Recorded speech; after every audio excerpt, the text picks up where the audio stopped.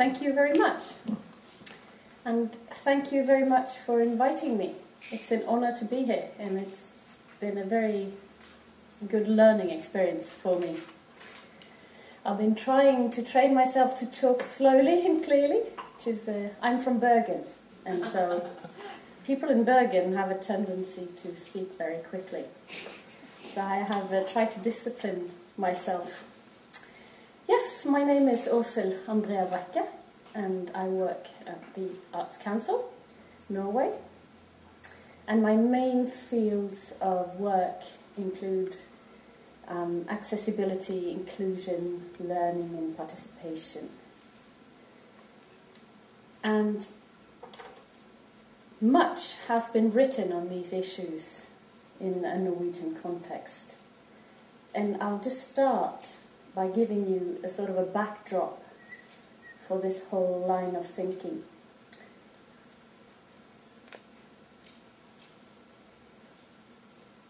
Because accessibility is just a part of a bigger picture. And it's important to see it in connection with each other.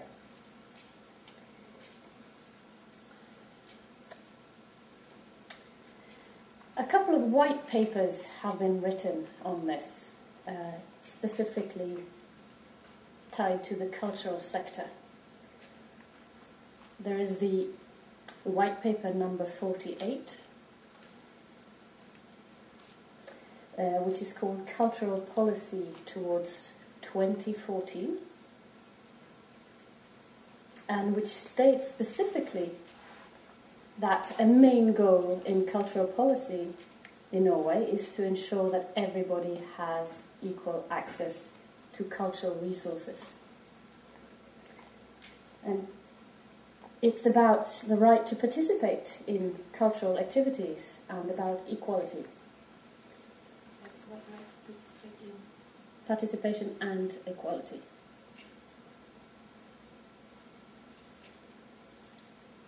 Norwegians are big on equality. Very trendy.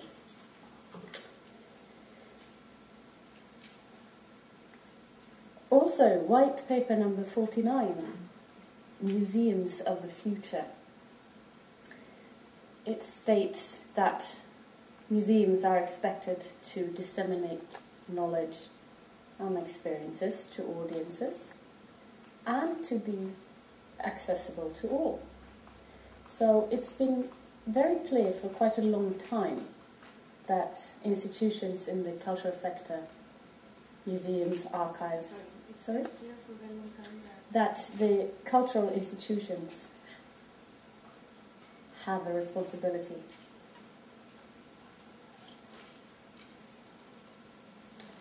Not only white papers are stating this responsibility, there are some international papers and documents. And you see on the slide a few of the conventions which are dealing with the right to access to culture and cultural heritage.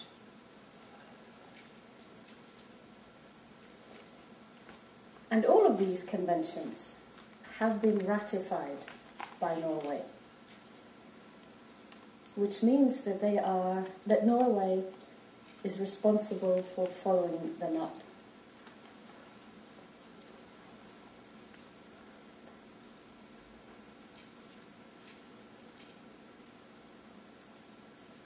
And in all of these conventions, these are the main rights that are relevant to the right to culture and cultural heritage. There is the right to access. Accessibility is a part of that. The right to representation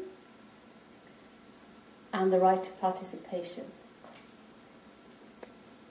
An example for the right to representation is the Norwegian museums grew out of a national identity project. The Norwegian museums when they were born in the 1800s, their mission was to construct the Norwegian identity, very specifically.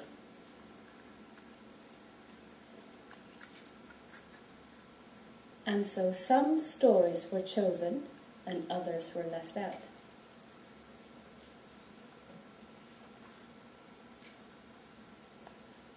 For example, the national minorities in this country. There are 5.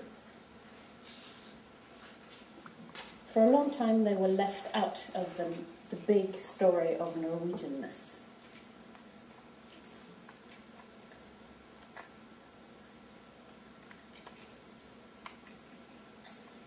So who holds these rights? Who can come and claim these rights? What are the audiences that museums and archives deal with? We do know a little, tiny bit about who visits museums. In general, it's women between 40 and 50. They have a higher education. They read such and such newspapers, go to concerts, preferably classical. It's a very specific segment. We don't know that much about who, or you could say, well, the rest does not come. But we are not quite sure who they are or why they don't come. So we need more information about the people who don't come to the museums and why they don't come. And what we do know is that there are certain barriers that can be summed up in these 3. There are the economic barriers. Can I afford to go to the museum? Can I afford to bring my 3 children? Are European guests coming as tourists? We do know that Europe is in a dire financial crisis. Norway is still in a little bubble of relatively well-functioning economy. But can the tourists afford the Norwegian museums nowadays, for example? Physical barriers. We've talked about accessibility these 2 days. Can I, if I'm in a wheelchair, visit the local museum? And what if I have impaired vision or hearing? Or what if I'm not able to move out of the room I'm locked into 21 hours a day? If I'm in a prison, for example. I still have a right to culture. Yes, so that's the big sort of backdrop in which accessibility plays a very important part in how museums and other cultural institutions. Sorry? This is sort of the big backdrop where you find accessibility as an important part.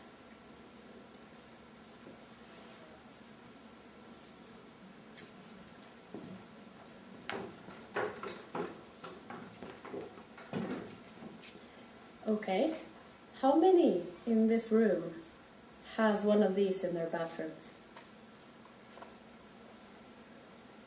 Okay, quite a few.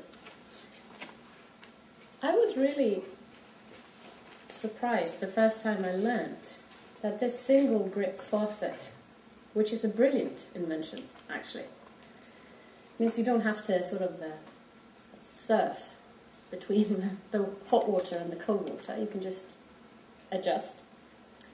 It was specifically made as an accessible or a tool for people with a difficult grip, and it benefits everybody now. And we had no idea. I had no idea it was an accessibility and a sort of a adapted tool, which is just to prove the point that universal design, what is good for some people, may be good for many people.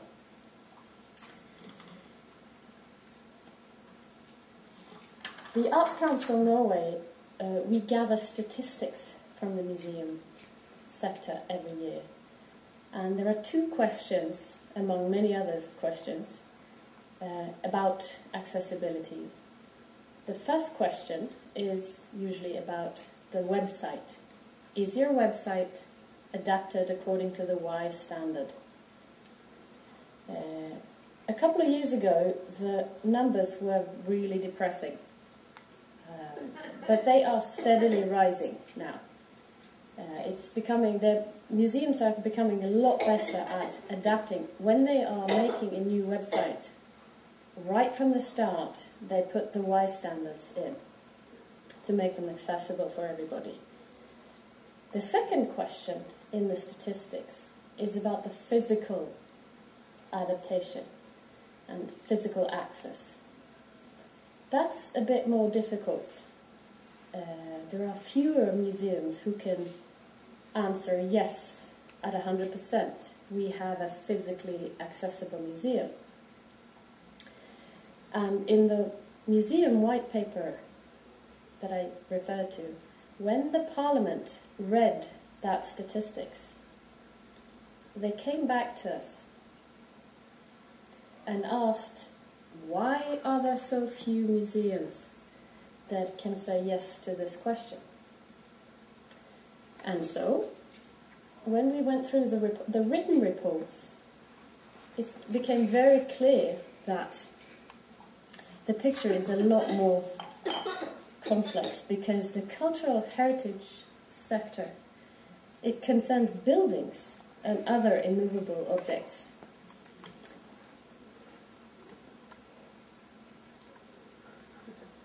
And so this is, by the way, this is an old house for storing food. And it's on little legs so that the mice and the animals won't get into it. Doesn't look very easy to get into that with a wheelchair, does it? And it can't be very easy to see stuff inside. It's pretty dark, usually. But this is a building which has been, I was trying to find the word, restricted or red-listed by the heritage authorities. Yeah, you can't do changes to it because it's part of the cultural heritage.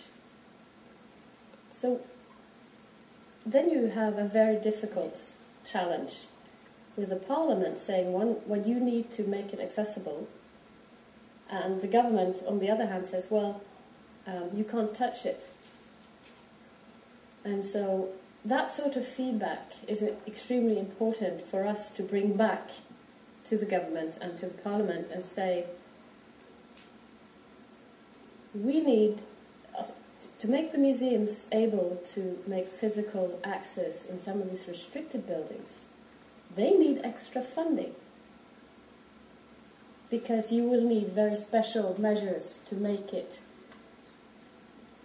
such that it doesn't ruin the building.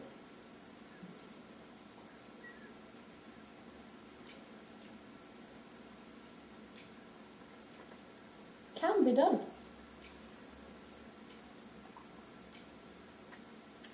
This is a very well-adapted entrance ramp to the tourist information in Bergen. Bergen is a nice city. And you can see that the railing has been designed to match the old building.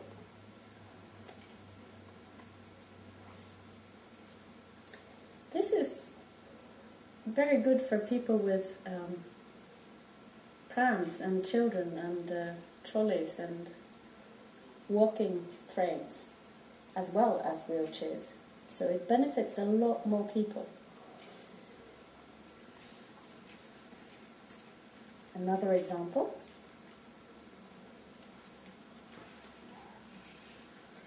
This is a boat exhibition from Fetsum Lenser. They were also part of the network that Hannah mentioned.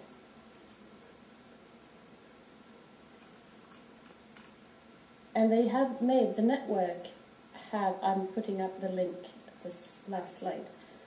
They've made a very good report and a handbook, a bit of a do's and don'ts when you think museum exhibitions. But this ramp, as well as making it easier to get around, gives everyone a better view because you get a bit higher up. Another example, a touch and listen exhibition at the Archaeological Museum in Stavanger.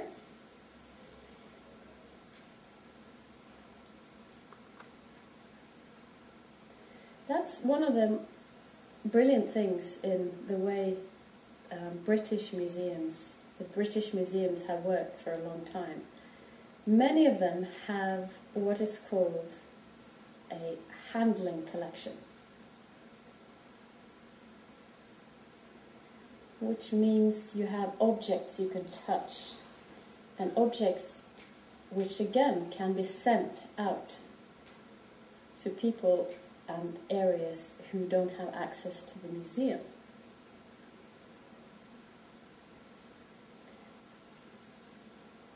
I think the first handling collection box was sent out by the Victorian Albert Museum in 1850.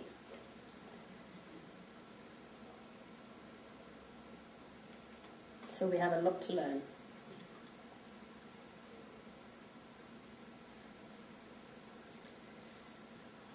Another very interesting case is from the Norwegian Telecom Museum.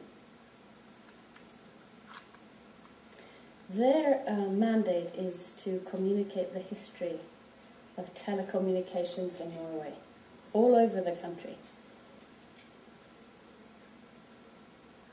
So they have everyday objects from everywhere in the museum.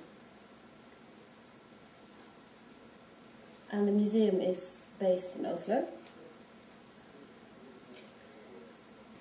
And because their mandate is telecommunications, they also have a focus on future technologies and are very interested in testing different kinds of technology in order to make their exhibitions more accessible.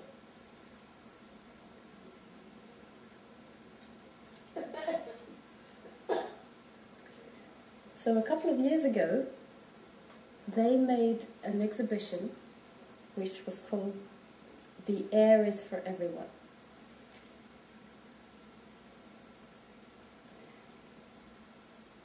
And they actually tried to make it accessible to as many different groups as possible. The blind, the deaf, the movement the physically disabled, and they had a very interesting process.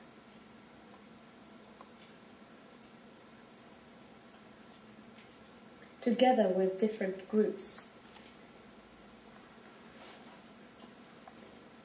in order to develop this exhibition.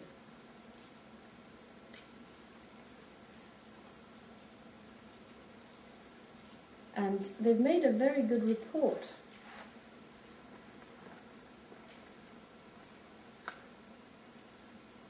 Which would be, sadly it's not in English or in French. But it would be useful for this project, I think, so I'll send the link to Hannah.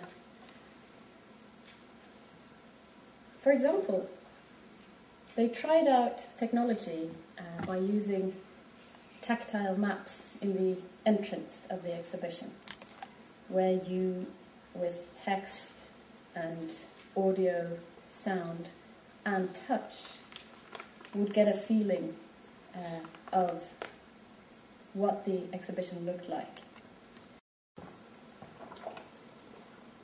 They would also, at the entrance, give you a short introduction.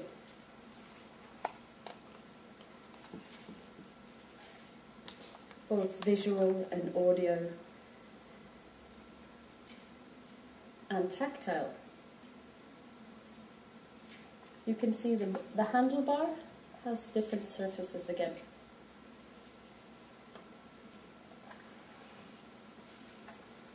This was a sound shower they made.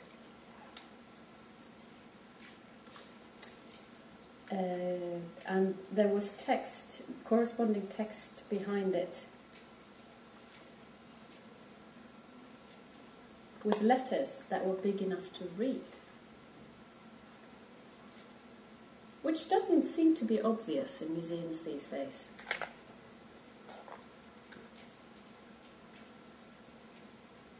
Sometimes the designer gets lost in the aesthetics,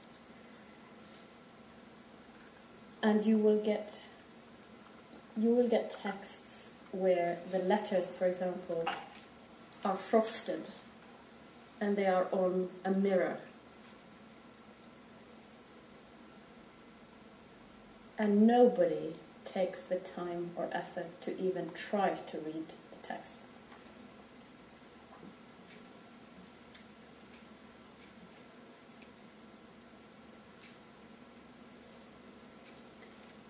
They concluded, when they evaluated the project, that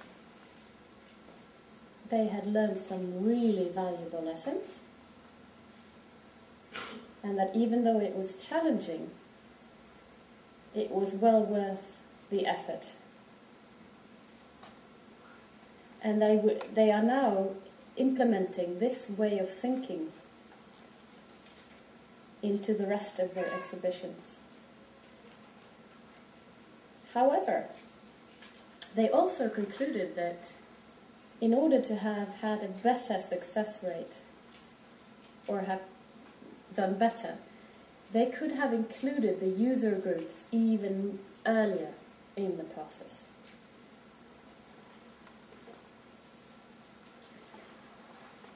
I, as a seeing person, seeing this picture, I could not tell you what was wrong with this picture.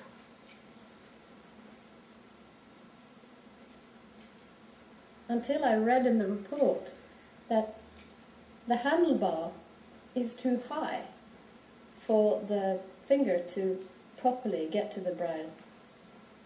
Obviously, if you have to do it, you would sense it at once. But that's an important principle in all this inclusion work and this work with accessibility and breaking new ground. It's it's okay to fail. You need to fail to learn something and then move on. And in the Arts Council, we're trying to... I remember when I started in the Arts Council, that was the first thing they told me. It's okay to fail, which is good. So we are trying to say to the museums and archives who are willing to try out new stuff that the process is more important sometimes than the results. We need to try and fail and try again in order to move forward.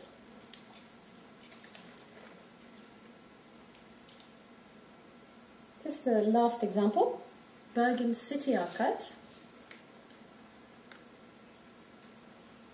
have done some innovative work. They went through their whole institution and looked at how can we make it more accessible to the visitors, the archives and the exhibition space. There is also a very interesting report from that project. The reception desk is wheelchair friendly.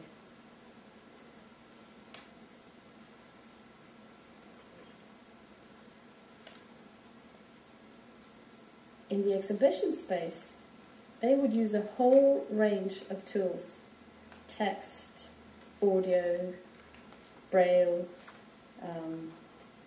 you name it, and tactile boxes to get their message across. They even had facsimile documents that you could touch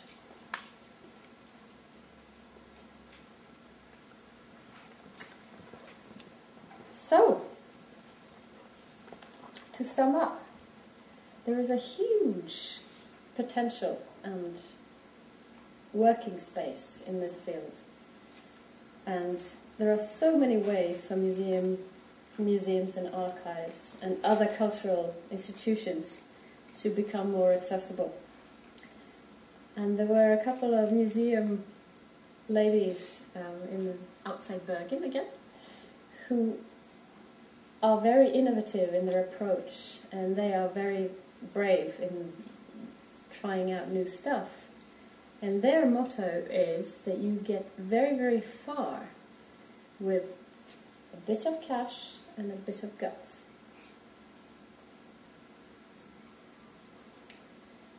And a lot of creativity. Thank you.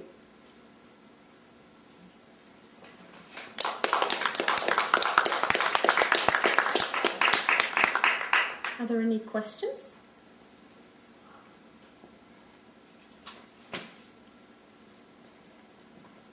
Everybody's really stunned after lunch. This is the link to the network's report and handbook on Design for All. It's in Norwegian. I don't think, Hannah, it was translated? No. No. But maybe in time we can pool our resources.